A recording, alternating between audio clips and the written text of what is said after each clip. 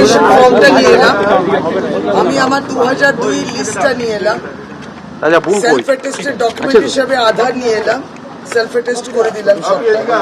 আমি জানি এইগুলোই দেখাবো, নামটা নিয়ে চিন্তিত নয়। আমি সাধারণভাবে যে ভোটার আছে সেইটা নিয়ে আমার চিন্তাটা বেশি হয়ে যায়। আমার তো কি আছে, আমি আমার মেডিকেল ডিগ্রিও হাজির করে দেবো আরজিকর মেডিকেল কলেজে। অবাক হয়ে গেলাম, আমার 2002-তে নাম রয়েছে, ওই নামের বানান আর বর্তমান যেটা এনরোলমেন্ট ফর্ম এলো তার বানান কোনো কিছুতেই কোনো ফারাক নেই, সমস্ত পরিষ্কার। শুধু ওরা বললো বিএলও অ্যাপেতে হয়তো ওদের অ্যাপ আপডেটেড না ইত্যাদি, গলত ওদের ওইটুকু দেখালে হলো। তখন 11টা ডকুমেন্ট আমার কাছে যাওয়াটা, আমি স্তম্ভিত হওয়াতে সবাই রিয়াক্ট করলো, অন্যরা রিয়াক্ট করলো। যেটা আপনি তাহলে ভাবুন, সাধারণ ব্যক্তির কাছে কে শুনবে, কে তাদের কথা শুনবে?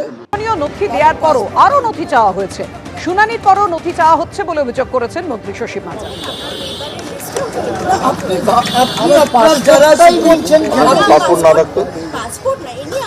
না, আপনি আপনার সুপিরিয়রদের জিজ্ঞেস করুন এবং তাদেরকে বলুন সিওকে জিজ্ঞেস করতে যে আমি 2002-তে আছি, কেন আমার এত ডকুমেন্টস চাওয়া হচ্ছে। না, এটা আমার তো গলত নেই, আপনার অ্যাপে সব মাইক রেখে দিচ্ছেন, বডি মাইকে আসে না, সব মাইকগুলো রেখে দিচ্ছেন। তার মানে আমি এখনো ভরসা পাচ্ছি না যে আমি 14 তারিখে নাম পাবো কিনা, যদি লিখতে পারি। না ম্যাম, আপনি তো আমাকে হেল্প করার জন্য এসছেন, ওনারা পাঠিয়েছেন, কিন্তু আমি তো অবাকই হয়ে যাচ্ছি যে আমি 2002-তে আছি, আর কি প্রমাণ লাগবে, কেন আমি অ্যাডিশনাল ডকুমেন্ট দেব?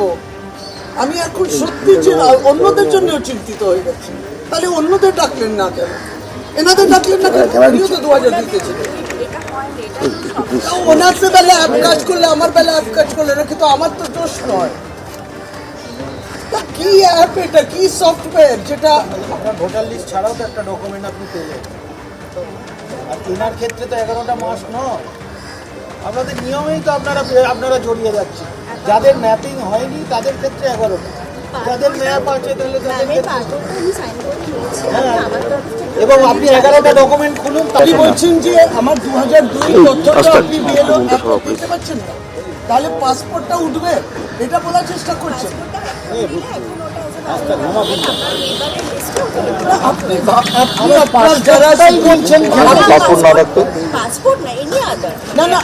আপনার সুপিরিয়রদের জিজ্ঞেস করুন এবং তাদেরকে বলুন। এবার দেবাংশু ভট্টাচার্যকে এসআইআর এর শুনানির নোটিশ, ভারতীয়ত্ব প্রমাণের ডাক এলো শেষমেশ। পরিবারের 4 জনকে শুনানির নোটিশ দেওয়া হয়েছে, নামের বানান সঠিক আছে, কি কারণে ডাকলো জানা নেই। যারা তৃণমূল সমর্থক তাদের ও তাদের পরিবারের সকলকে নোটিশ দেওয়া হচ্ছে। এই নোটিশ পাঠানোর পেছনে বিজেপির হাত রয়েছে। নোটিশ পেয়ে সোশ্যাল মিডিয়ায় পোস্ট করেছেন তৃণমূলের সোশ্যাল মিডিয়া সেলের ইনচার্জ দেবাংশু ভট্টাচার্য।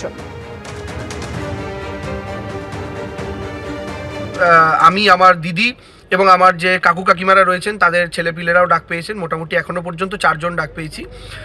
এবং আমি এইটুকু নিশ্চিতভাবে বলতে পারি যে আমাদের যারা কাকু কাকিমারা এবং আমার মা বাবা, তাদের প্রত্যেকেরই 2002-এর তালিকায় নাম ছিল এবং সেই সূত্রে আমাদেরও প্রজেনি ম্যাপিং। আমার মা বাবা, আমার দিদির, আমাদের প্রত্যেকের নামের বানান, বয়স, প্রত্যেকটা কোনো কার্ডের সাথে কোনো কার্ডে গড়মিল নেই, প্রত্যেকটা কার্ডে একই রকম রয়েছে।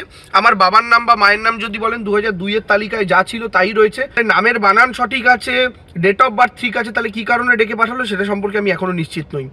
ভারতীয় জনতা পার্টি আর্টিফিশিয়াল ইন্টেলিজেন্সের মাধ্যমে সোশ্যাল মিডিয়া অ্যাকাউন্ট ট্র্যাক করিয়ে, সোশ্যাল মিডিয়া অ্যাকাউন্টের বিহেভিয়ার ট্র্যাক করিয়ে খোঁজার চেষ্টা করছে কারা তৃণমূল সমর্থক।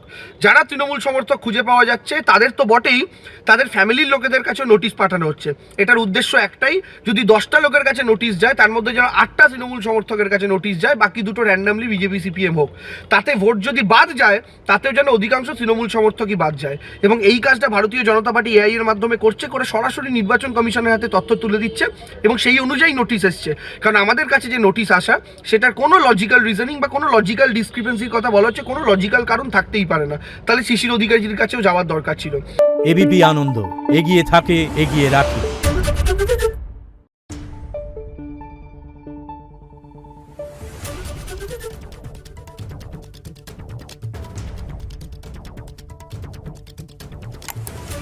Thank you.